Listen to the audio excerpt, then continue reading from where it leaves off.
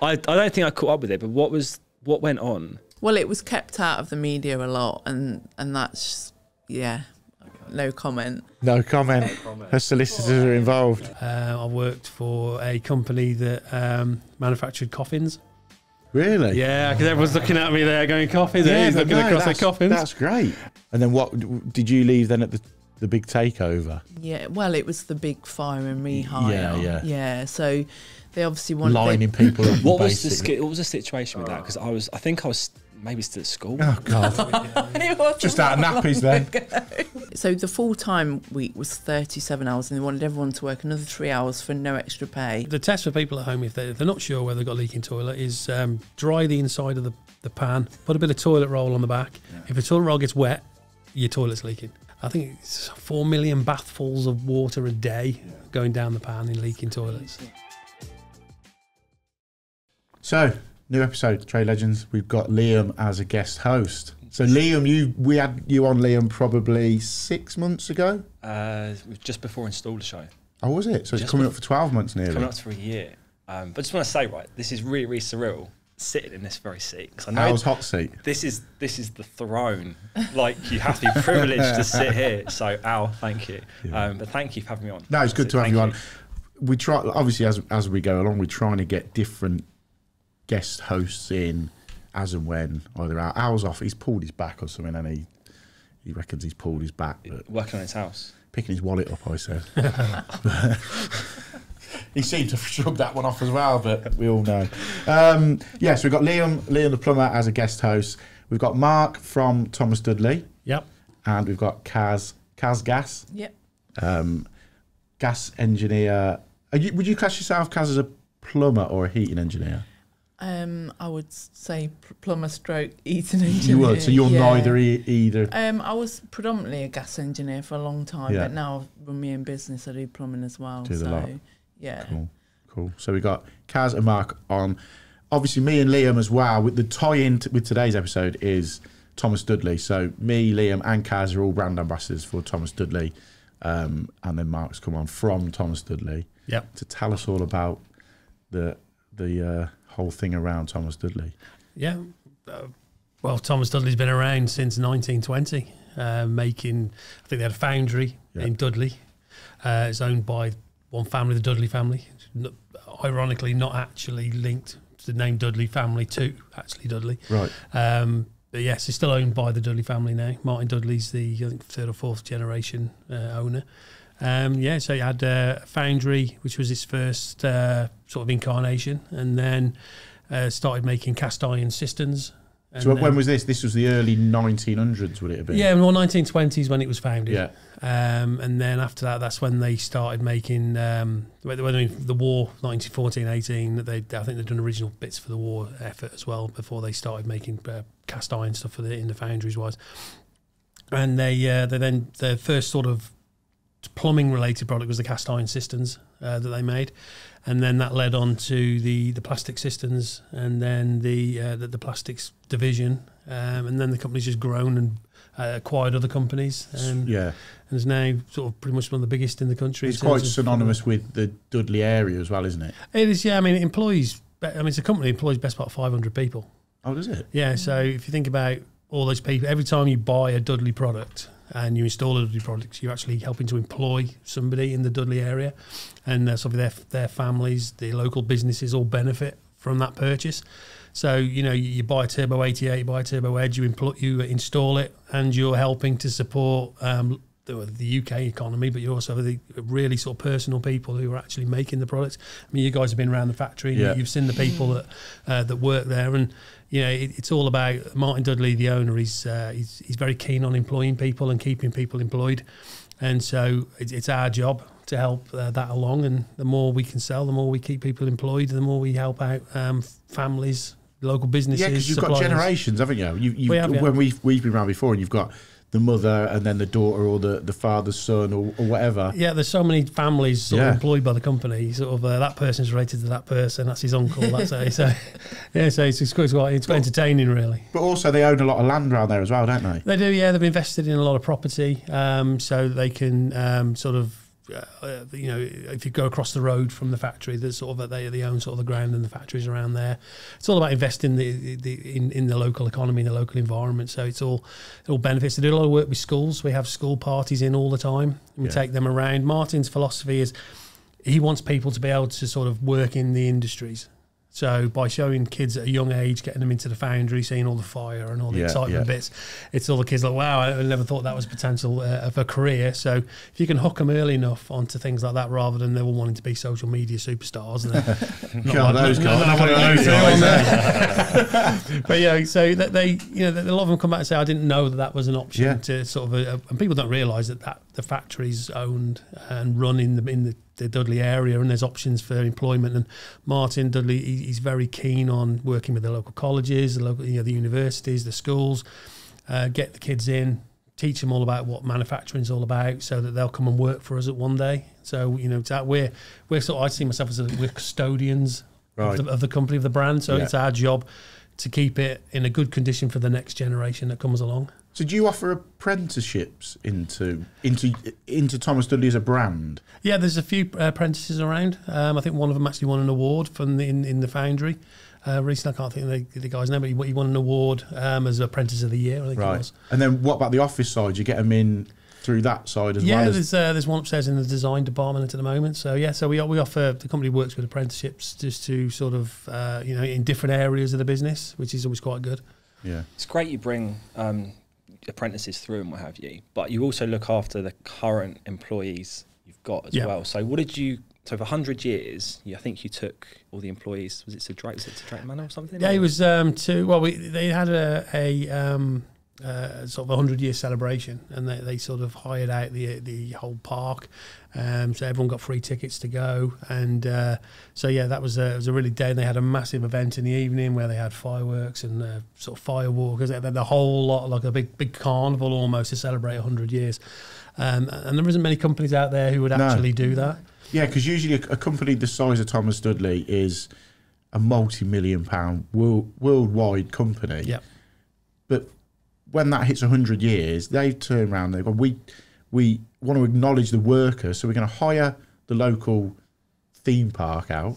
We're going to get everyone, because it wasn't just the people that work for you, was it? It was them, their family, their extended family. Yeah, extended families. I think kids, the guy that walks the dog on a Tuesday afternoon, if he knew Joe, he got an invite to go. He can go and all. Yeah, and it laid out. It was a huge event. Yeah. And you know, every so often they'll hire out the Black Country Museum. Yeah. And so, you know, they'll hire that out for the whole evening, and everyone gets to, you know, it doesn't cost us anything. We all turn up and we get food, and we have a night out entertainment. So, and it does that quite a lot. But I think if a company acknowledges that and gives back to the employees, you know, and then they go, oh, we need a push on these certain products going out. That's where the employees are going to go, let's work that little, let's do another hour. So recently I saw on socials that you had like a catch up, if you like, with the employees. Like one day a week, I think you had 30, 40 employees. Yeah, we did. About a week and a half ago now, we every year the company said it wants to improve itself every year. So it sends out a survey to all the employees trying to get feedback. What do you think we're doing right? What are we doing wrong? Where can we improve? And so this year they decided to do something different. So they had the sort of employee insights week, where Martin Dudley, you had your tea with Martin Dudley. So, you know, about 10, 20 people would come to sit down, and he would tell us a little bit about what the plans are for the future. You could ask him any direct questions. You had breakfast with the MD. What sort of questions were they chucking at him? So you've had awkward ones. You've had some off the production line. All of a sudden, they're up in front of the boss. People in the foundry. What were they asking him? They were asking, "Can we have a pay rise?" and all the usual stuff. That's got to be the number one question. But to be fair, that wasn't a question. Was it not? And that's no, because the company, we all know, if the company does well, we get rewarded for it. Yeah. The company likes to share its profits with the staff. We know that. So if the company doesn't make any money, there's no money to share. We all know that as well. So during the year, we're told where the company is. So it keeps us all informed. So we sort of know where we are. And the company is extraordinarily generous in how it does things. Yeah. At the end of the year, Christmas bonuses will come out, and it looks after the employees, and it's, you know, it's amazing. But the questions sort of that Martin got were a lot of the questions of, I think we could do this better. You know, it was positive. Oh, it was, yeah. All they constructive. Were saying, the guys, some of the guys over in the foundry were saying, look, you know, we've seen how this one runs. I've gone over to this because we've got 2 foundries, so they've gone from one foundry to the other foundry. I've seen that done in a slightly different way. We think it could be done better. Yeah. So, yeah, Martin's going, that's great. He takes that on board. He does, yeah, and says, okay, we'll see what we can do to try and improve that you're actually recommending. So it's a lot of positive feedback on there. So, yes, it's a full week of that employee insights, and as well as a survey at the end where we all filled out the survey and we all sort of, you can be totally honest because it's totally anonymous, or you can put your name on it. It's completely up to you. You can be completely honest. If you think it's great, you can put great. If you think that's particularly bad, you can put that's bad. Yeah. And the company then looks at things, well, how does it improve based on its employee feedback? And I think there's no other company I've worked for that actually goes into there, does that sort of thing. Yeah, but it's like with them. The more you're in it, the more you only really know how good or bad something is when you're using it. Mm-hmm. So if your job is to work on a production line and do this, you'll find, you know, that works, that doesn't, or I found a better way of doing that than what the process might say. So you might change the process based on what an operator would say. Yeah. So, you know, it's great the way that it adapts to how people. I've worked on plenty of production lines in the past, and someone say, no, that's exactly how it's done. I've worked in Japanese companies where they say, no, it's got to be done that way. It's got to be screwed down 4 times and put that, and you can't make a change, even if you can see actually that's a better way of doing it. Yeah. Whereas Thomas Dudley will listen to what the employees say and go, you know, okay, that works. We'll make a change. Take it on board. Yeah. That would make a massive difference to the morale of the workers going, they value what you're saying. Yeah, you're do, not just getting it, all right, we've told them that, what do they know? But for that to actually have an impact on it and move it around and get it to suit it, that's the main thing with it. The 3 key ethos of the company is teamwork, partnership and family.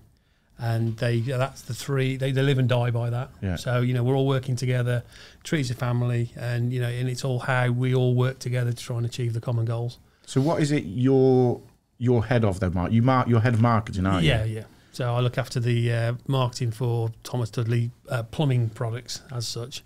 Some people might know it as Tide. It's been Tide for the last 4 years. It's an interesting story. When Thomas Dudley owns a number of businesses, and one of those was Macefield Beta, which was a distributor. And so they wanted to bring all the benefits of Macefield Beta, put them all together with the benefits of what was Dudley Plastics, and create an entity that would actually serve the customers better as one particular unit. And in order to make that sort of gel internally, we sort of came up with a new brand, which was Tide, and to make that work. But it's 4 years later now, and the market, you know, it knows us as Thomas Dudley. So that would have been pre-COVID, then, wasn't it? It was just as COVID was starting, literally about a week before almost. I think they were going to launch at KBB with a new brand, and COVID hit literally at that time. So it was literally 4 and a bit years ago. It's when I joined. Yeah. And so we've been sort of talking about Tide since then, but now we're going to go back to just being called Thomas Dudley. Because it's, the market understands now what we've done. Internally, the processes are all in place and it's all working. So we don't think there's any need to have the Tide as an overarching entity anymore. So it's Thomas Dudley, and that's the flag. Is the Tide name still there? So, you tell us, and you tell people listening and watching, you have Thomas Dudley is the name. Yeah. So it's the umbrella. And under that umbrella, you have Tide, etc. So now you've got Thomas Dudley at the top. Yeah. And now underneath that, you then have Thomas Dudley Plumbing Products. Okay. Rather than Tide. Yeah. So it just we're Thomas Dudley. We make the plumbing products for Thomas Dudley. So we are Thomas Dudley Plumbing Products. That's what we are. So Tide's gone completely now. It's still a few elements left over. Which will all disappear over the next sort of couple of months. When we started working with you as ambassadors two years ago, I always found it really strange that it was. Why would you take the name Thomas Dudley that's 100 odd years old and massively synonymous? Every plumber that's ever done anything knows of a Thomas Dudley product. Everyone would have fitted a siphon or, fitted something to do with Thomas Dudley.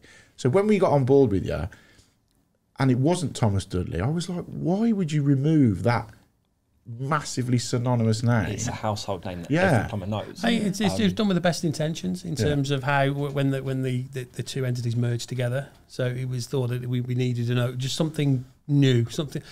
I mean, Thomas Dudley's been around a long time, and there's a lot of other companies out there. So we wanted to give it a new look and a new feel. So I think it was felt that having a new name would actually work nicely. It would sort of bring the benefits of Macefield Beta, the benefits of Thomas Dudley together to create a new one. So you can look at the TYDE, a couple of letters from each of the names, brought it together to sort of create the name, and I mean it looks good. To be fair, I think the whole lot looks good, and we've kept the most of the elements of the colour schemes and the fonts and everything else, and just sort of rebadged ourselves back as Thomas Dudley. Yeah, so now you're transitioning back to Thomas Dudley. Yeah, and to be fair, most of the market knows us as Thomas Dudley anyway. So it's. I always found if you went in and went into a merchant and went, have you got a Tide, Turbo 88?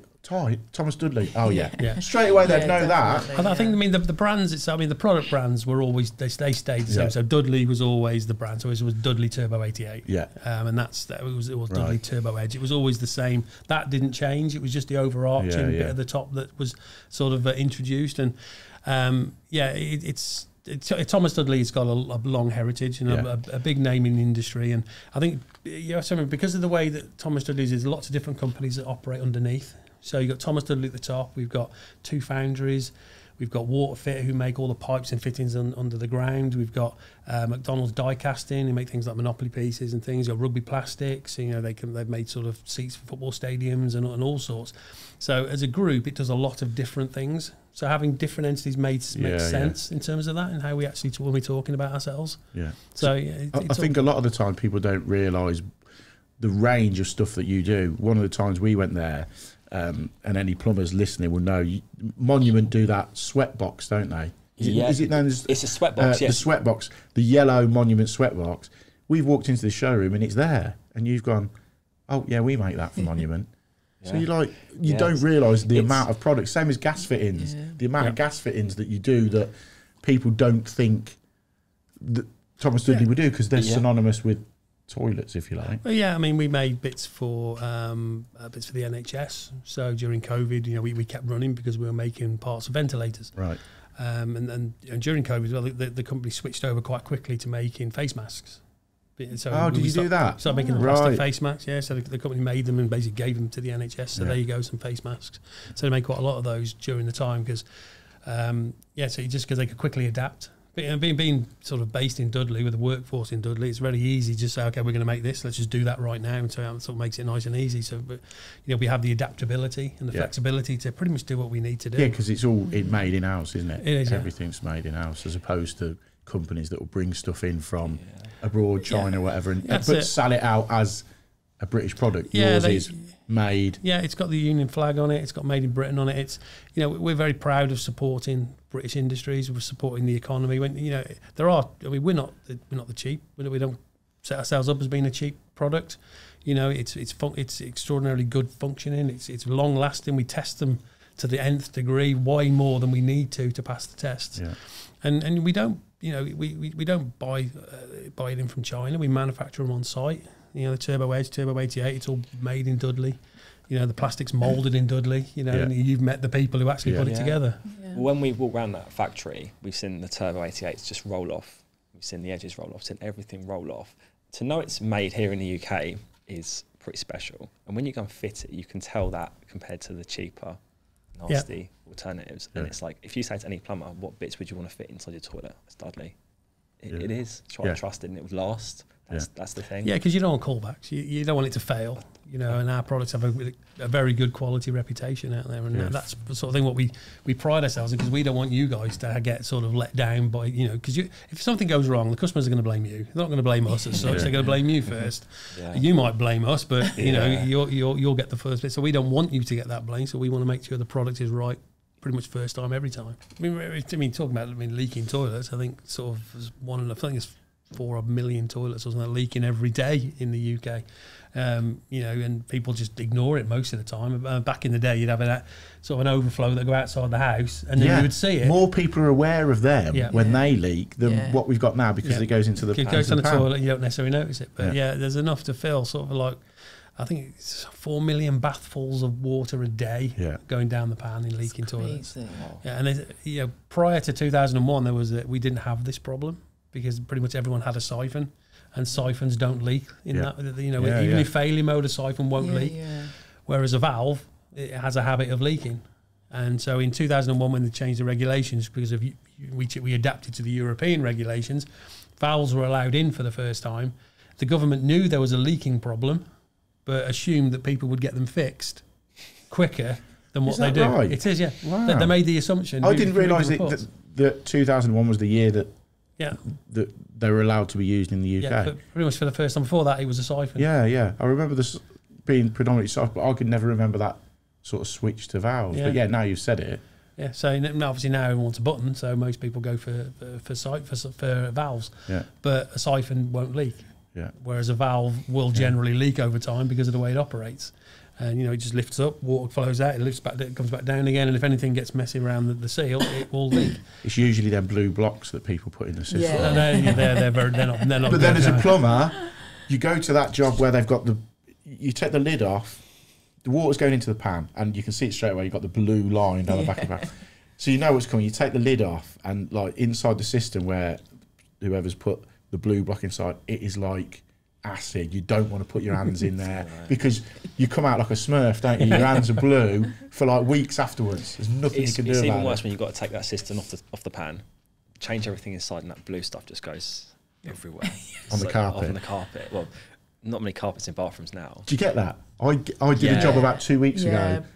A customer had a carpet, and you're like, why? all round it. You're like, I know why that's just disintegrated, but you're like, who the hell fits it in? See, I remember having carpet in the bathroom when I was a kid. Really? Yeah. I think my mum also had a fluffy toilet seat cover. Yes, I remember that. My nan had a fluffy toilet seat cover. Along with a doll wearing a doily that went over the toilet roll. Yeah.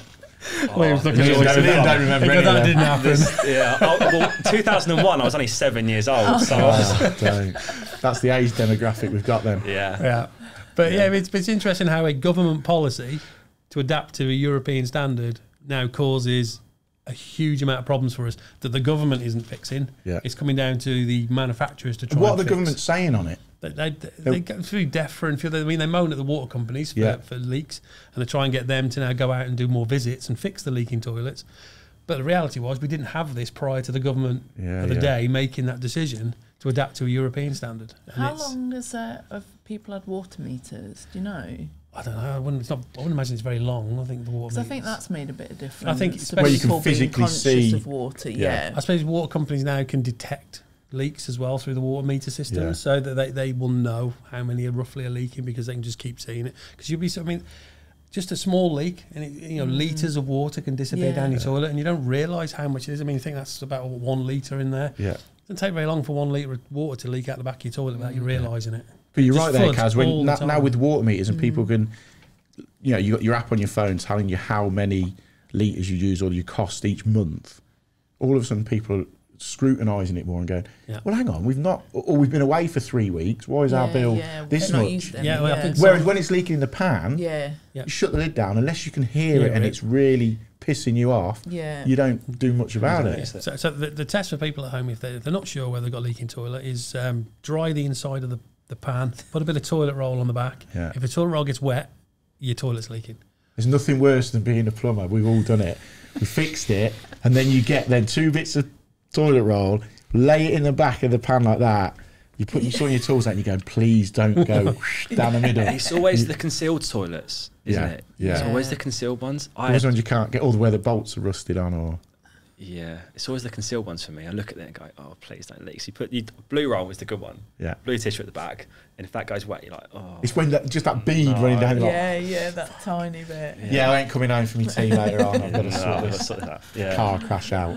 So, for example, the toilets with the push buttons, are they just as common now still as the old-fashioned siphon type? Or? In terms of sales-wise, more people will tend to fit a valve now than a siphon. Okay. Because people like to have a button.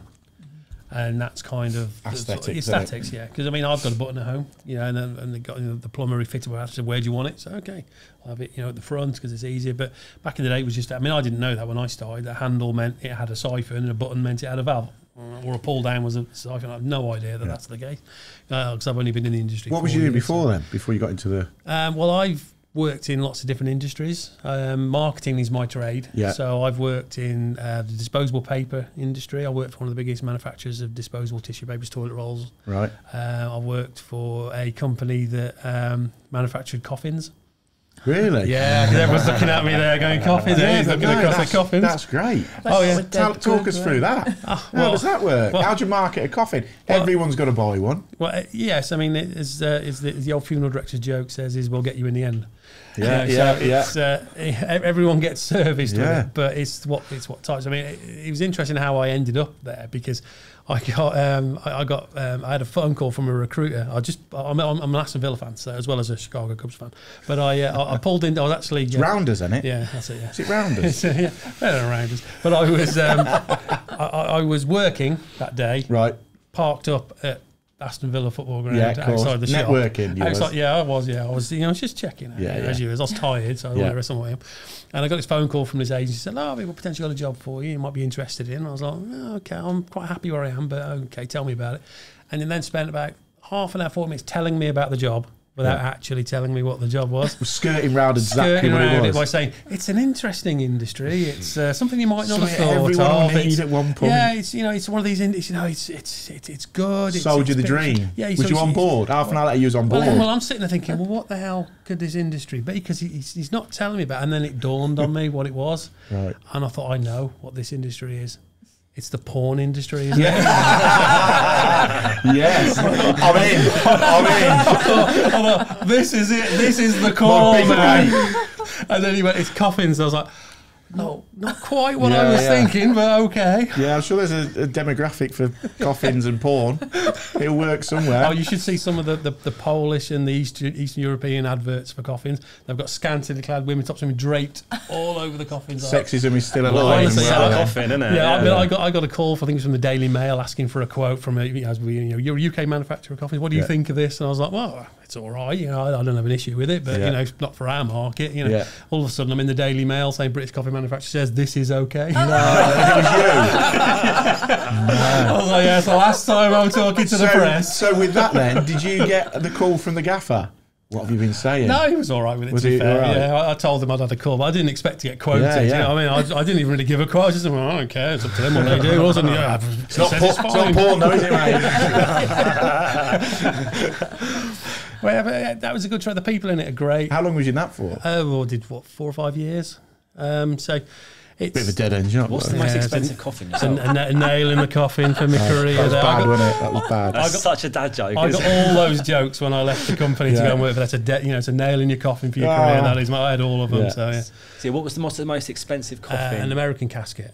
Okay, and how redwood. Much? Is it redwood? Well, you can get redwoods. You can get metal ones. And how much are we talking for one of them? For your size? For me, my size. Because I need matchbox for Liam. That'll be fine. You're looking at thousands for those. Really? Yeah. Big money, aren't they? Yeah, I mean they're pretty decent things. If you're going to lie somewhere for the rest of your life, that's where you're going to lie. Okay. But it's an interesting trade. So after that, I've done disposable I've done garden products, fencing.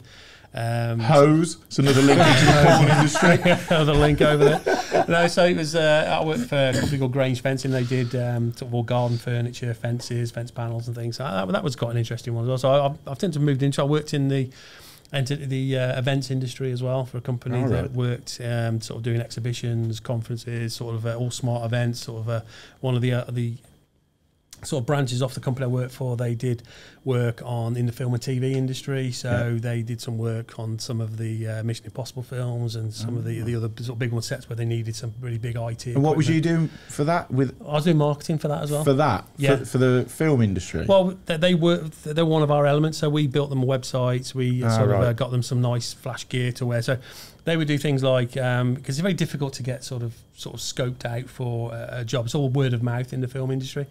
And most companies that go there are very small. So we had all our guys sort of branded up, and then we'd make T-shirts up. So you give to all the runners. Yeah. So the runners would be running around wearing the T-shirts, and it looks like you've got 20 people working for you when there's only really 2 of them. So so it's all about smoke and mirrors on there. But that industry is really great, and the events industry itself is actually really entertaining. Some of the technological stuff they do. Even down to things like sort of podcasts and things which they're technology for, or the LED walls. I mean, you saw the cube we had at the installer show. Yeah. One of the guys I used to work with kind of built that. And so you got all the LED walls and everything. That's all. I love all that cutting edge stuff. Yeah.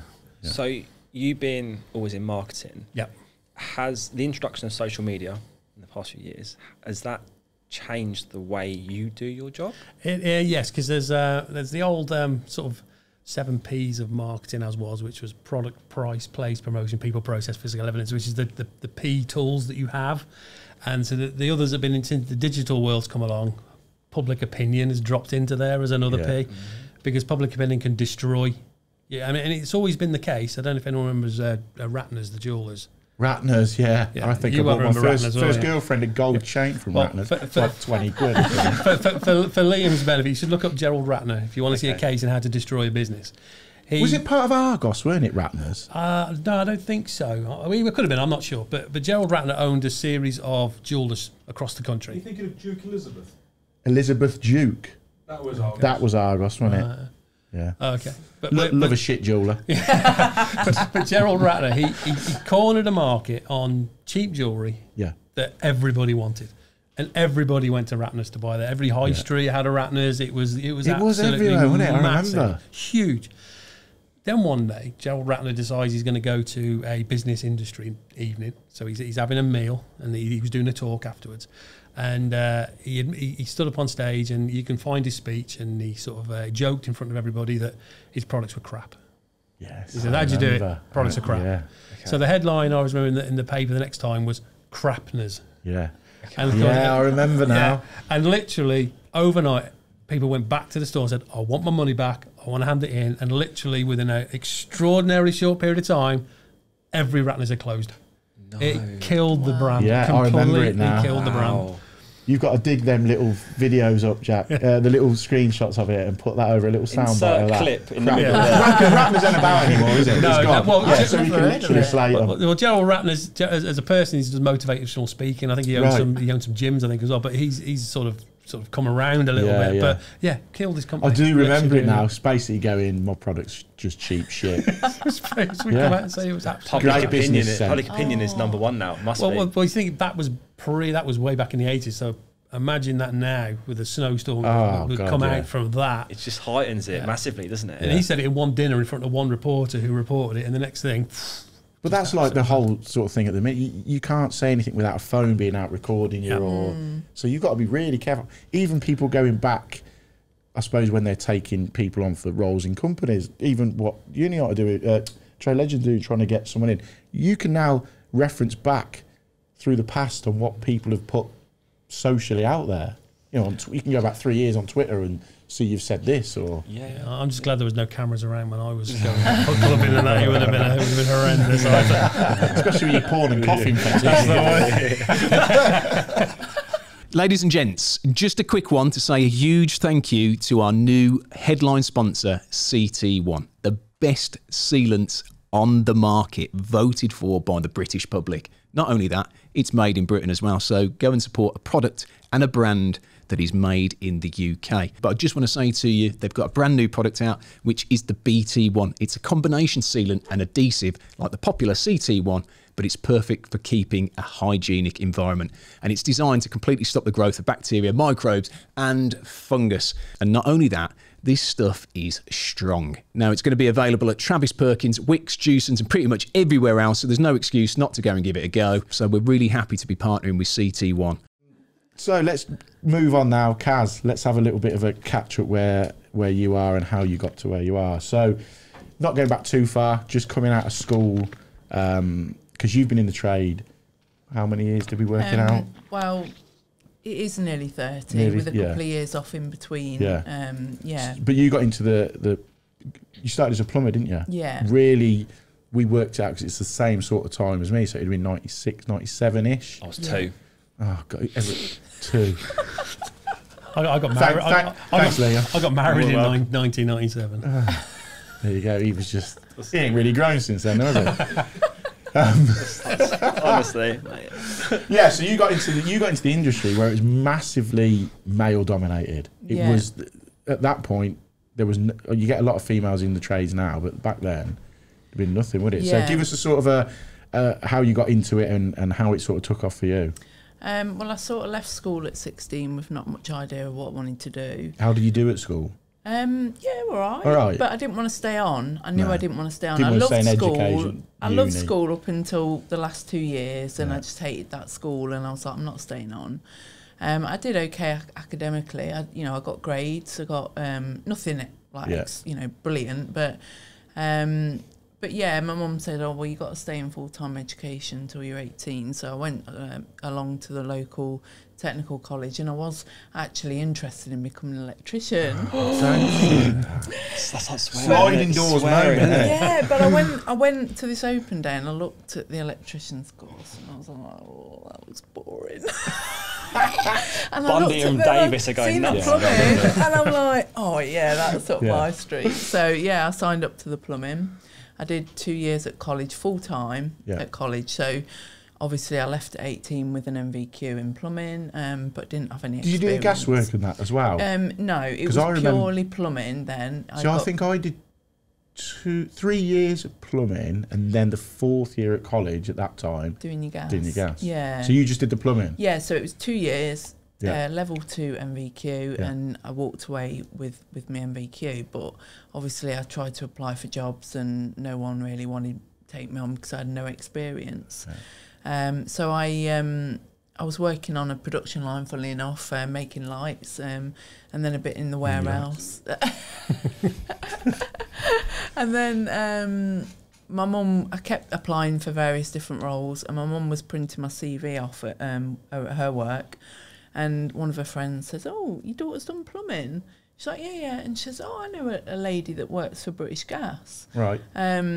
So back then, it was quite rare. And she says, "Oh, she should apply." So I did apply and applied to British Gas. And for the first time, they'd not taken on any apprentices for about 8 years. Right.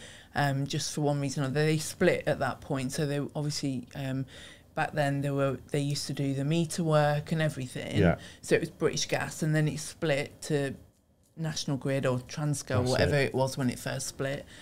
So they'd not taken on apprentices for a long time. They just divided the workforce and went one way or the other. So I applied, and they were taking on 50 apprentices nationwide at that point. So I applied, and then I got invited up to Leeds to do an interview, and it was like an all-day interview. And I did, there was like a few exams. Yeah. There was like a face-to-face interview, and then there was like, I had to build this sort of Meccano type thing. Right. That obviously shows you, you're good at hand coordination and all that sort of stuff. But a couple of the guys had already been in. Dexterity, yeah, with the long words. We were just building stuff, weren't we? A couple of the guys had been in before me, and I heard them say, "Yeah, I'd built it all, and then I had all these washers left over, and I realised." So I'm like, I took that in. So I built this, and it was exactly how it was. All my washers, everything got used up, and I was like, "What was it? What was it you built?" It was just like it was literally like a bit like a Meccano, like a shape with plates and nuts and bolts and washers, and you just had to copy this thing in front of you, and it was obviously the engineering side to see if you could see, take it in and how you got practically looking at it. Yeah. Leaving the washers out isn't great. It's not. No. Is it? Being honest. It's not. But so when you got that cupboard from IKEA, and there's like 4 screws left, you're like, it feels sturdy. They're meant to go somewhere. Or you've taken that cooker apart and there's 15 screws left. It's quite important on a gas appliance, isn't it? If we're being honest, like it's kind of want that. It's imperative, isn't it? Yeah.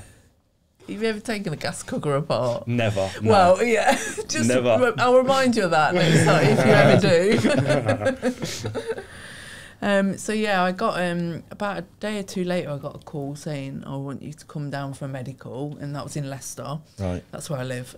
So I went for the medical, and the nurse said to me then, "This pretty much tells you you've got the job." Oh, right. So how many people altogether did it go out to? So basically 8,000 people applied. Nationwide? Yeah, and there were 50 positions. Right. Now, I didn't hear anything for about 2 months after that. So after the medical? Yeah, I thought, she told me everything was fine, but I thought maybe they've changed their mind. What they found on the medical? They found the washers, she's got them. So I didn't hear anything. Then I got the call. So what was you doing at this point? Were you working? Yeah, so I was working in this factory place with making lights, and it also had a warehouse. And I was on this a production line. Bear in mind I was 17 at the time. I got made to line leader pretty quick, so I was running this line.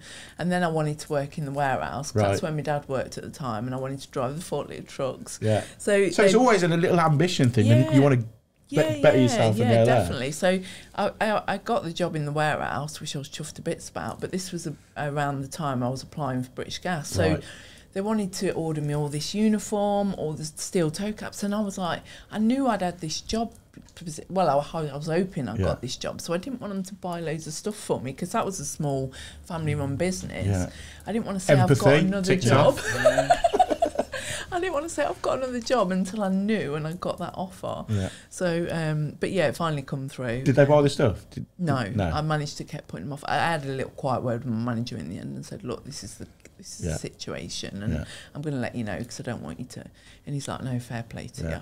So British Gas got back in touch with you then? Yeah, and there was, excuse me, we had to do our training in Leeds. It was 2-year apprenticeship. And they actually only filled 38 of the positions. Out of 4,000? 8,000. 8,000 people? Why so low? Because obviously their standards were that high. Okay, yeah. You know, they wanted, for the first time ever, they were taking on older apprentices. Before that, they'd taken on school leavers, 16, with no experience, no knowledge, and I think it was like a 5-year apprenticeship.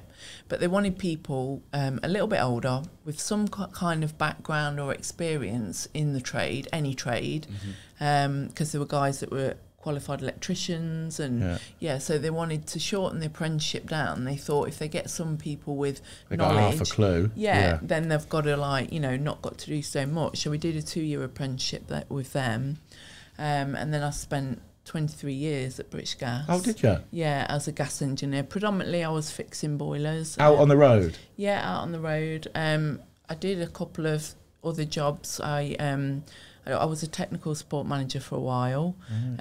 About sort of 10 years into my career, my manager encouraged me to go for this job, and I was like, I'm not sure, mate. I like doing what I do. At the time you were just out on the road? Yeah, I was just being an engineer. And he was like, no, you'd be brilliant at it. You should go for it. It was like a new role they were bringing out. So they were restructuring and they wanted these technical support managers. So you needed to be technical, because you were there to support engineers, going out on jobs, helping them, with the more difficult jobs, dealing with customer complaints, that sort of thing. And they were encouraging you to go for this. So they must have really valued you as an engineer then. So I was like, I wouldn't have applied for it if my manager didn't say, come on, you'd be amazing at this. Really? So I was like, okay, I'll give it a go. So I did. I applied for it and I got the job. And I did that for 2 years. And it started off, I loved it. It was technical. I would go out, 3 or 4 engineers had been out to try and fix this boiler. Customer was getting annoyed. I'd go along with the engineer. So you've obviously got to train them as well, because if it's something they've missed so I did that and I really, really enjoyed it. Dealt with customer complaints as well, which I didn't really enjoy. But you obviously learn to deal with different people, which is a massive skill.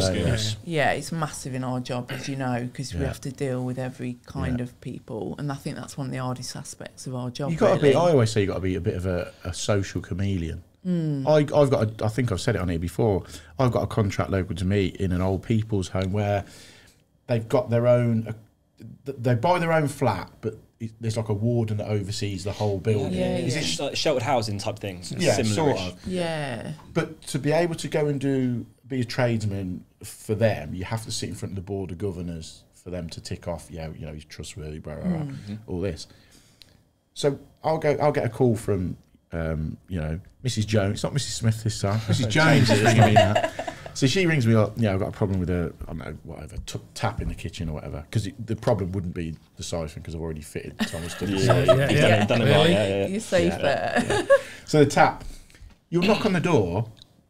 So I turn up, 6 foot tall, bold guy, tattooed, big guy, to some, frail old woman. You've got to break that down straight away. Take your time, love. Do you want a coffee? I'll make the coffee. You sit down. And you sit with them for 10 minutes. Yeah. Just building up that rapport with Yeah. them before you've even done the job. The first 5 seconds of meeting someone is the key. Yeah, I've that's the heard most that. important. The people make a judgment in that quick. First 5 of seconds, someone. knock on the door. As soon as the door opens, hello, come to do this. As long as you're polite, friendly, smiley, Yeah. they love you instantly. Yeah. If you tell them, oh, come to fix this, I'm not interested, and it gives you it's that bad vibe. The Yeah. whole job. Oh, yeah, straight away. The first 5 Definitely. seconds, the most important.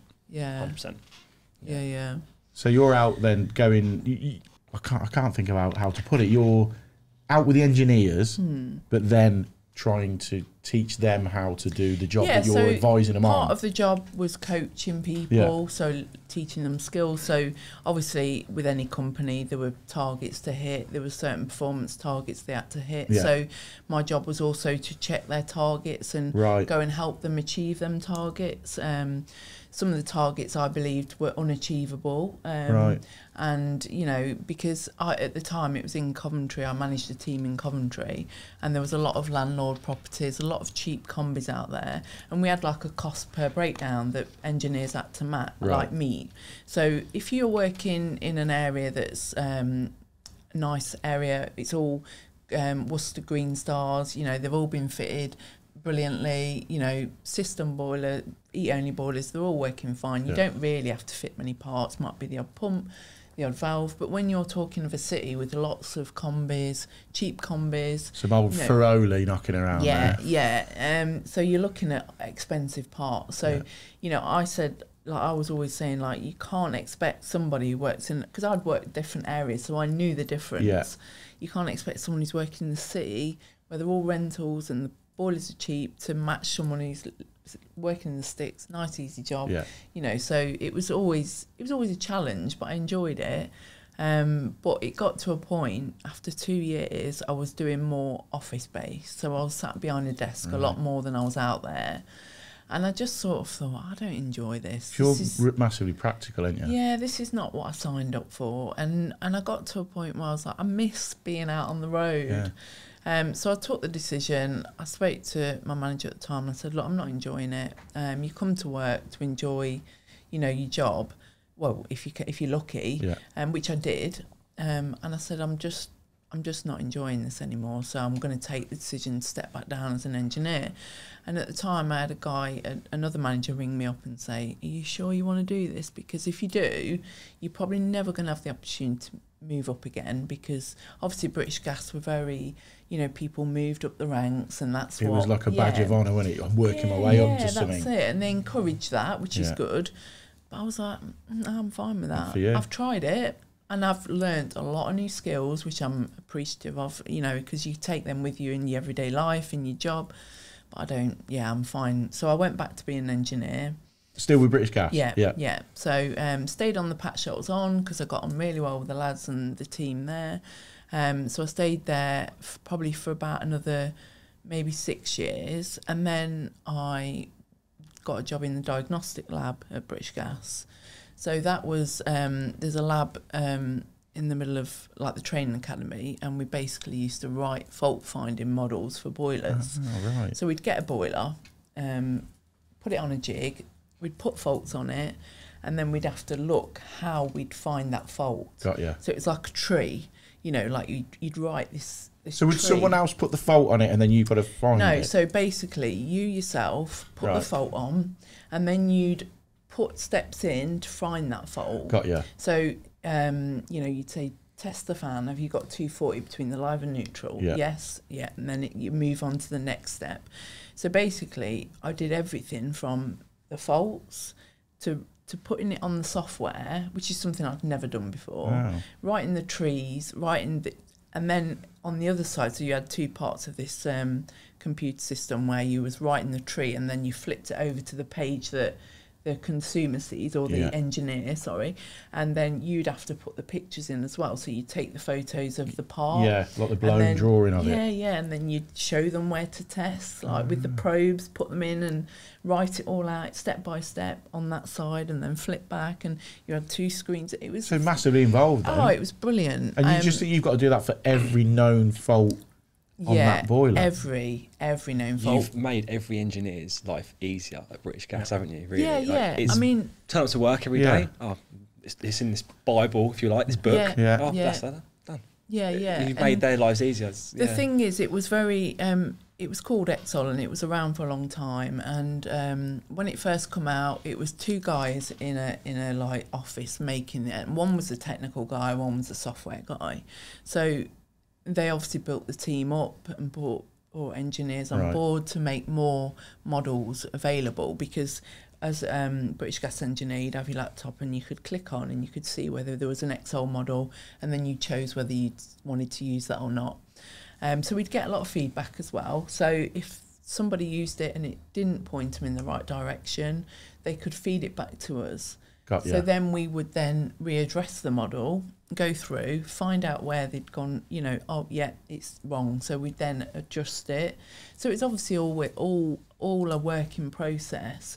But in the end, we'd got this product that worked pretty well. And especially for new engineers. Do you cover every boiler? It must do. We literally, one person it would take a long while to build this model, but that model, say for the instance the Baxi Duotex, they're like a brand, but there's a lot of others like the Platinum, Potterson Platinum. It's the same boiler, but it's a different batch. So once we'd built that one model, we know we could cover 27 boilers with that one model, but just put the different names in. So it was a lot like that, but it was we obviously kept going and tried to get as many boilers as we could, but there's that many out there, and we used to work on every single boiler.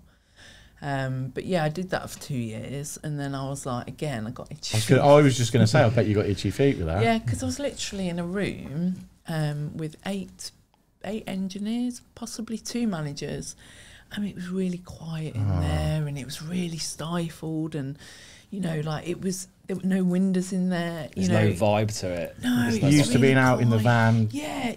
So for 2 years, I was like, I enjoyed the technical side of the job, but there was also a lot of mundane side to the job, like checking other people's work. You'd have to, testing their models was great, because you'd get to put the faults on and do it. But we had like a run out where before they went out, each page had to be checked for spelling mistakes, probes in the right place, and each one had to be done 3 times. So I'd do a complete model, then someone else would do it, and you'd just be like switching off. It was so boring. Lost interest in it now.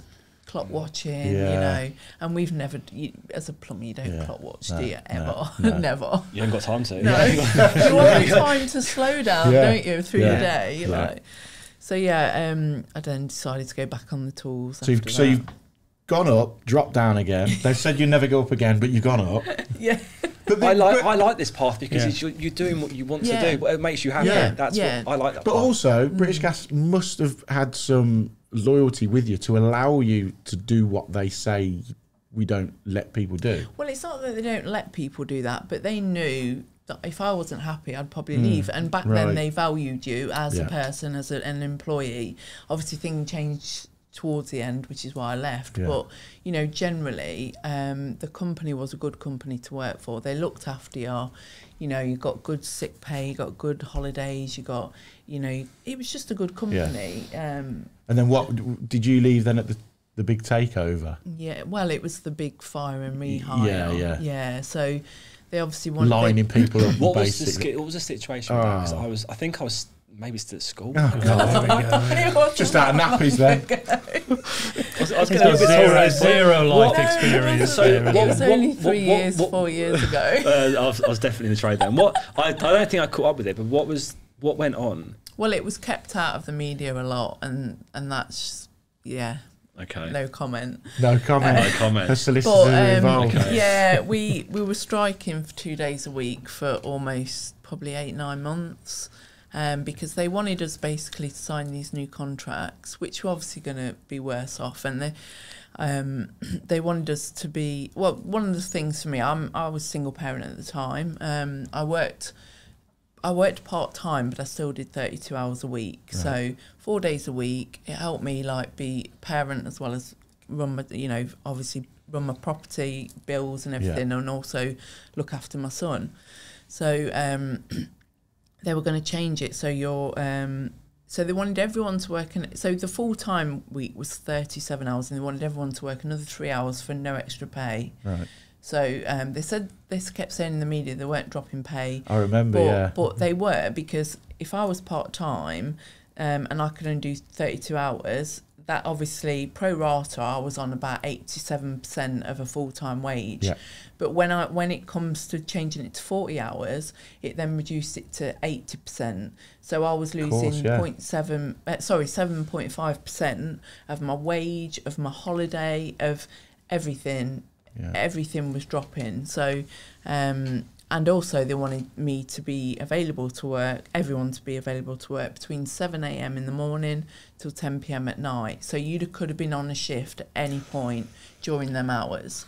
Now, as a single parent, that just does not work. I was working at the time. I was working every other Saturday because I wanted to offer my unsociable hours that way because I couldn't do evenings. So is that what they class it as? You got to work them unsociable hours? Yeah.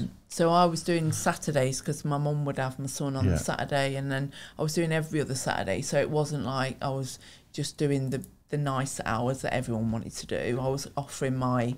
But even that, if that's what they're badging it as, unsocial, you've got to work a certain amount of unsocial You'll hours. never have a family life. No, but even that statement is quite a shocking thing clause to have. The thing is, they were under this illusion that people wanted us out on the weekend. They wanted us out, in the evening. But it was like what you said about Thomas Dudley listened to their employees. Yeah. We were the ones speaking to customers. We knew that wasn't particularly what they wanted. If their boiler broke down, they'd have a day off for us to come out. Yeah, of course. It's a bit different to a service. They're probably not too fussed about it. But it's got to be sorted. Yeah, but they want someone there quick as possible. And we'd tell them that, but they just didn't listen. They just thought that everybody wanted us there on a weekend, on a late, and it's not the case. So, it just sort of went from there, and we were trying to stand up for ourselves. Yeah, because it went on for ages, didn't it? It was an awful time. The way they treated us, it just didn't sit right with me. It was like, I think he didn't sit right with a lot of people. I remember Luke, Blue Bulldog. I was going to say he was British Gas, wasn't he? And again, he was a very good engineer. British Gas put a lot onto him because they valued him as an engineer, and in the end, it just that. So when this was all going on, I take it a lot of engineers just went, no, not having this. Well, what it was, they gave us a deadline. You had to sign by this date, otherwise they were going to go ahead with this fire and rehire, which they called it dismiss and re-engage. So they would dismiss you off your just the way they word stuff in it. It's just. Yeah. So they would dismiss you off your old contract, so that would end, and then you would be re-engaged on this new contract, which was obviously the things I've mentioned. They're just a few of the things, just small amount. Loads, and if you didn't sign by this date, they would do that, and then the next day send you the new contract. But obviously, there was, I think, out of 7,000 engineers, there were about 1,500 that didn't sign it, and but the ones that didn't sign it had the intention that they were leaving. So that was my intention. Fair enough. Because I didn't like the way they were lying to people about things. So they'd say, "Oh well, we might dismiss you, and then there might not be a position, so we might not be able to give you a job back." They're putting a squeeze on you, aren't they, to make that decision? That would be redundancy, not fire and rehire. And you try to shout this to people. They can't do that, but people were scared. Because they got mortgages. Which is fine. I mean, I've got really close friends that still work there. Right. And, we had these debates, and I tried to say that they can't not give you a job back. But because obviously people got scared, they signed it, and it left, like I say, about 1,500 people that didn't sign it, which they then issued that to. But I, by that point, made my decision that if they went through with it, I would leave. So at that point, you knew in your head what you was going to do, worst case scenario. So you already at this point putting stuff into place, like getting work in of your own. Yeah. So I did, start doing a little bit of work on the side, sort of thing. Started building up a few customers. I did some work for other people that had already left and gave me work, rental property breakdowns and things, because it was just an indication the work was out there, basically. But it's stepping out. You've been there 23 years. It's that not knowing, isn't it? Were you scared of starting on your own? Yeah, it's getting your hand forced, isn't it? And you're like, I'm going to do it, because at this point you've got mortgage, son, young son. Yeah, my bills, I was the only one paying the bill. It's my wage, and I had a mortgage, and I had all this responsibility. But it was like I'd seen other people do it, and I'd seen that the work was out there. And I thought, you know, if I don't do it now... So how long ago was that, Kaz? So that was 3 years ago. Right, okay. Yeah, so... And, yeah, I've not looked back. No. Yeah, it's been the best Can you thing. remember that initial handing your notice in or however it was done, then the transition to working for yourself? Can you remember those 48-hour period of going, like, shit, what am I doing? The butterflies in the stomach at the time. Because you obviously work for a company. Yeah, but... So I've worked for a few companies before. Yeah. But even when you leave, it's like, oh, is it the right thing? Yeah, well, it's a massive decision. It's your job at the end of the day, isn't it? And but going from company to company, there's that security. But from going from a company to on your own, I done it. It's like step into the unknown. Yeah. So how was that? How was that sort of period? Well, you obviously get. I got myself a van, and then picking the van up, you get that excitement, and you know it's that I'm actually doing this, you know, and I did. I sort of emailed loads of estate agents, put myself out there, did a Facebook page. So you predominantly wanted to do the gas engineer route as opposed to plumbing? Yeah, I just sort of thought, because obviously for 23 years, all I've done is fix boilers and repair. But you had done plumbing at college, so you had but you were predominantly a gas engineer. Yeah, so but then obviously I soon realised that the more you can do, the more work you will get. Yeah. So and I tend to do the smaller jobs. So I don't fit boilers. I've never fit boilers. Do you not? No. Right, okay. I didn't do it at British Gas. I could do it, but like 25 years on and my body's knackered. Like I don't really want to be lifting heavy boilers on. I don't need to. No. Yeah. So my skill is repairing boilers. Now a lot of people can fit boilers but they can't repair them. And a lot of people, well, most people can fit a boiler if they want, but I just sort of kept to my skill because I know people that were breakdown engineers that have gone out and worked for themselves and now predominantly just fit boilers and they've lost their skill a little bit and they'll admit that. And these were really technical engineers. And if you don't keep on it, you do lose it. Because the speed that boilers change, the technology within boilers is massive, isn't it? Yeah, so if you, like you say, if you have 3 years away from... If you go boiler slinging and have 2 years away from breakdowns, you'll come back and go, you know, where do I start? Yeah, how do I get a case off this? I genuinely don't know where to start. That's the thing. Some of them is it the new Worcesters with just a round panel? You're like, it's just like a white cake. Nothing. How do you get it off? Whatever. But if you don't stay on top of that game, you can get left behind. So you're out there doing it. You know, you've set up on your own. You're doing your breakdowns. And I started doing a bit of plumbing. So I thought. It started off probably changing taps and I was like, I can do this. First few, you know, you're like, I'm not sure about this. Like, and so you haven't done anything like that for all the years at British Gas? 23 years. Wow. I knew I could do it, but, you know, learning it again, I had to teach myself. It's back to that model with the washers. But you're only from what I've gathered here, you're massively a practical person, a hands-on, but you would look at something... break it down into its elements and go forward with that. Yeah. Whereas some people will go, I ain't got a clue there. But you're quite massively practical. Yeah, and I think you learn from your mistakes. I mean, when I started repairing toilets, you know, the flush has gone, I'll fit a new flush and then I'd put it back on and it'd leak out and I'm like, right, it needs a donut. So now, and also plastic threads on fill valves. I'll put that back. Oh, it's chewed up. So now I know when I'm renovating a toilet or refurbishing it, I'll fit the flush valve, I'll fit the fill valve, I'll fit a donut and you know, everything, because it's just not worth the hassle. Because like you say, callbacks. If you fit it and it's fine, and then a week later, oh, but I've got a seep on it, and if you'd have changed it, I went through that learning process. And I think sometimes when you do something wrong or you don't do it right and it leaks and you end up spending 2 hours there stripping it all down again, you're pissed off, you've lost all the money in it, that's when it sticks in your head. I know, never to do. We've all done it, you know, when any sort of trade, whether you're doing a certain thing, we'll use a toilet for instance because that's where we're at, but you burn it up and you go, oh, that donut washer looks all right. Go to 2 minutes, go to the van and get a new one, because you know full well the moment you put it on, you tighten it up and you flush it in it, you're like, why did I not just do that? Yeah, that's it. So it's just learning again, really. I mean, I'd not soldered for 20, like, I'd not soldered once at British Gas. So I had to teach myself how to solder again. It just regenerated. Just, now I press.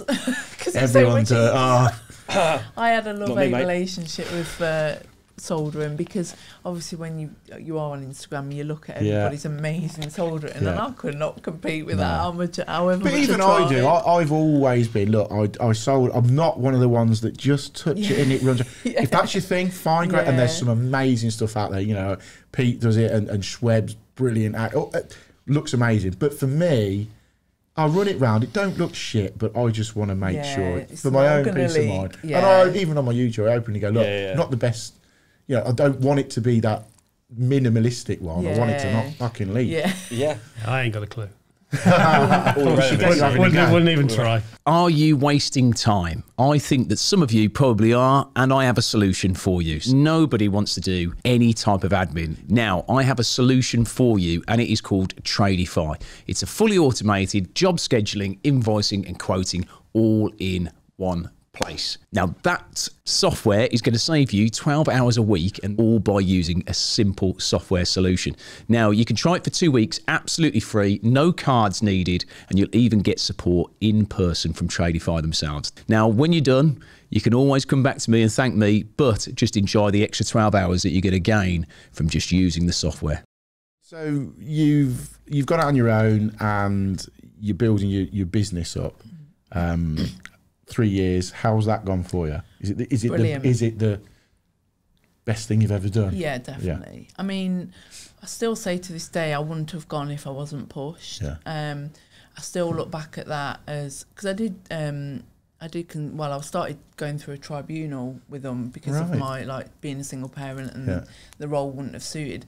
But I didn't get through to the first stage, and I got to a point where that part of my life was sort of done, and I was looking forward, and things were going well for me. But that was still still 6 there. months into my business, and I thought, I don't need to waste any more energy on that. You know, I mean, I had friends in HR that told me I probably would win if I took them, but I'd need to start paying at that point, because you Plus it's your mental state trying to deal with that as well. And I had enough on starting a business, getting used to all the different things of running a business, and I thought, you know, I can just say goodbye to that part of my life now. Draw a line under it. Yeah, and I'm moving forward, and this is where I'm going. And it's been brilliant. I've been really busy. I don't think I've ever had a day where I've not had any work since the day I started. It's amazing. And that's without advertising, like you say, your van. Without advertising. I'm the same. I've never advertised apart from my van done.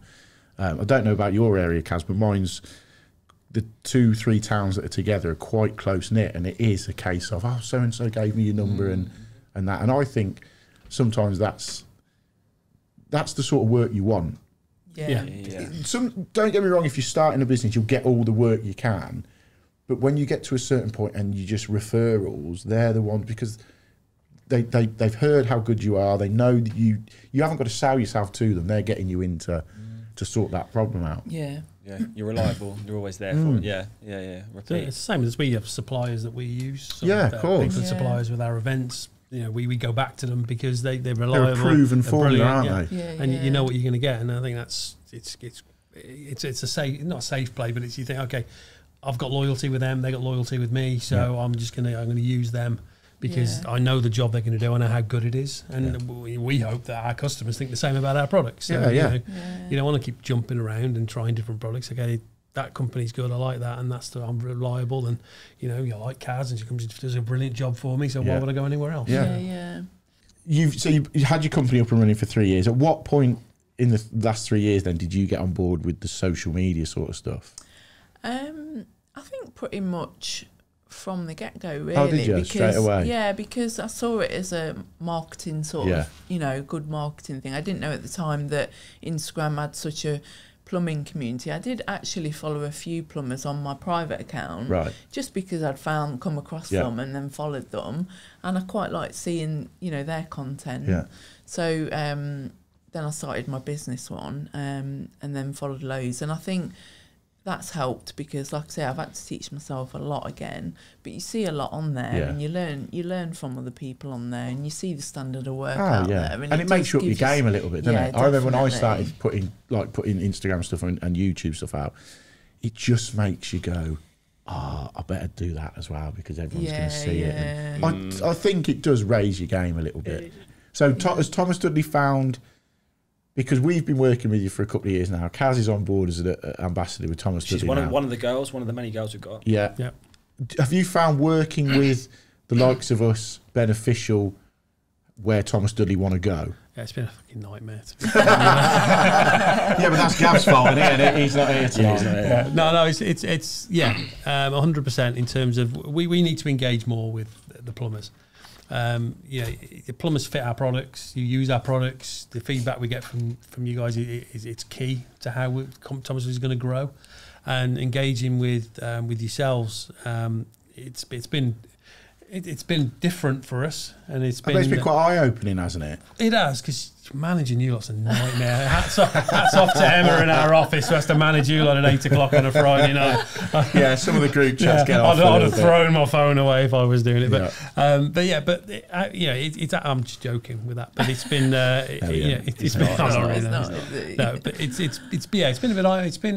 it's been interesting. It's been challenging, and it's been really good. Everybody's benefited. Everyone loves having you guys around when you come around the factory. Everyone knows who you are. Everyone sort of like gets sort of a bit when they see the posts that go out. People will say, "Oh, I've seen that post by Liam. He's posted that." You do get a bit of feedback from the people on the factory floor about the stuff that we're doing with it. And the guys in the office when they've seen it all, they're all like, It's good that we're working with a company that is massively embracing what we can bring to you, and not just what we're doing with you, but people in the social media scene and whatever company they're working with, 9 times out of 10, the exposure that we can give companies, what we do with the content that we create, because we're hitting the market straight into other plumbers and heating engineers. Whereas if someone in a suit's trying to sell a boiler or toilet fittings, plumbers will go, all right. Yeah, but when another plumber's backing it up, going, it is actually good. It's very easy for me to say our products are great. Because they are. But it resonates more with the other plumbers when people like you say it's great, because you're installing it not because we're for any other reason other than you actually believe in the brand and believe in the product, and then that's the best way to be. What we usually do at the end of the podcast is, what sort of advice do you want to give anyone, whether it be coming into the gas engineer sort of thing, or a female coming into the trades, which we haven't really touched on, or apprentices coming into an industry like Thomas Dudley. What sort of advice, or basically the floor is yours. If you want to give any advice about anything, feel free to. I'd personally like to know what advice Kaz would give to the girls out there. If you're a young girl, 16, 17 years old, just leaving school, and you're looking to get into a trade, give them your advice. What advice would you give? So I've always had to work that little bit harder to prove myself, being a woman in a man's world. So I would say confidence is quite big. You've got to be confident in what you're doing. Believe in yourself, because you get a lot of negativity. You do get negativity. You do get the comments. Have you found that still there, or is it dropping off more now? I can honestly say from day one at British Gas to year 23, I was getting the same response. Really? Knocking on doors, the same comments, the same surprise faces. How long have they been letting women do this? How long you all lot been in? Yeah. But it's obviously now I promote myself as a female engineer, so I don't get that. But I would say that I've always had to prove myself that little bit more. So even every job you turn up to, they've got they may have a bit of doubt, you know, so you have to work that little bit harder. So you've got to be confident in yourself, but you're a woman, be proud to be a woman. Massively. I mean, I made the mistake, not the mistake, but when I was younger at British Gas, I wanted to blend in. I wanted to try and be one of the blokes, so I didn't stand out. Yeah. But I realise now that I'm a woman and I can be proud, be a woman and be proud doing what I do. And I don't want to fit in with the blokes because I'm not a bloke, you know, I'm a woman. Be independent, be yourself. Yeah, be yourself. Be confident, be yourself. Let the negativity go, because for every negative comment, there's probably at least 10 positive, I find. You're always going to have the difficulty going through an apprenticeship, and I think that's any apprentice goes through that. You know, the taking the mick out of them, and obviously they don't get away with so much these days, but I think you've just got to, if you focus and you enjoy it, just keep doing it, keep at it. It gets easier, it gets better. The more confident you get, the easier it does actually get, because the comments mean nothing then. Yeah. Amazing. Yeah. What about you, Mark? What sort of advice can you put out there for? I think because a lot of people don't necessarily think of manufacturing as a trade. Something they might not want to go, but manufacturing has a whole lot of elements underneath it, from manufacturing through to engineering, tool making. So there's a whole lot of things that sit underneath it. Maintenance engineers all sit within the manufacturing trade. So it's not just about standing there, I'm just going to be working on a production line. There's lots of jobs you can look to do in a manufacturing setting, and that's what I think especially the young people need to sort of understand, is that manufacturing, it's not. It can, there's boring parts of every single person's job, but there are lots of really sort of fun and exciting elements of working within manufacturing. I've worked on production lines, I've run production lines, I've helped run factory floors. I've done lots of different jobs. As I keep saying, going through, I'm a bit old now, but I always liked working in a manufacturing environment. And there's lots of great people who work within a manufacturing environment. Yeah. So if you're thinking of becoming an apprentice, don't not look at manufacturing as a way to go, because there's lots of really sort of good avenues for growth and sort of to make a success of a career within a manufacturing environment. And that's, can be almost anything. And even if you look into offices, if you want to be an apprentice accountant, you could be an apprentice designer, you could be an apprentice within marketing teams. There's lots of different apprentices within that setup as well. So it's not just limited to one particular job. But don't be afraid to just knock on a company's door and say, look, are you interested in recruiting any apprentices? Because companies will be, I am actually. And some companies may not know where to go to sort of get apprentices. So never be afraid to ask. But Thomas Dudley actively does apprenticeships through. We do. We sort of work with the local colleges, and I think it's Dudley College that we do a lot of work with as well. Martin Dudley sort of, I think he sits on the board, I think, of one of those as well. So yeah, they do a lot of work there, and then we actively sort of encourage apprenticeships to sort of come. But yeah, so I'll say to anyone, just knock on the door, send an email, ask. You never know what opportunities can open up that way. Definitely. No, really enjoyed having you on. Thank you very much. How have you found it, Liam? Co-hosting. I like this seat. I'm getting quite warm to this. Yeah. Just need the turkey teeth to finish it off. Then again, yours are all right, aren't they? My teeth. Your teeth look. You ain't got nice. Yeah, don't worry. You ain't going to spend thousands on teeth like Al. Did he really? Yeah. Well, I don't know what he spent, but he's got turkey teeth, hasn't he? You never noticed? No, I've never. You've never noticed Al's teeth? I don't make that assumption, or I don't have that judgment of people. I don't know. You're just too nice. He's so nice, isn't he? That's why we call him he's like our little pet. every company. You can literally pick me up and put me in your pocket. I don't swear. I don't do this. No, but I didn't know he had turkey teeth. Jesus. Yeah. But I will say this: thank you very much for having me. I've enjoyed having you on, mate. Thank you for inviting me. And this seat is very comfortable. It's very I'm sure warming. We'll have you back at some point. It's very warming. But no, thanks for coming on, Mark. No, it's been good. Really enjoyed Thank it. you. Nice to have a bit of a catch up and see exactly what's into your industry and a bit of a backstory to you, Kaz. Thank you. Thanks for coming on. Thank you. Cheers. Cool.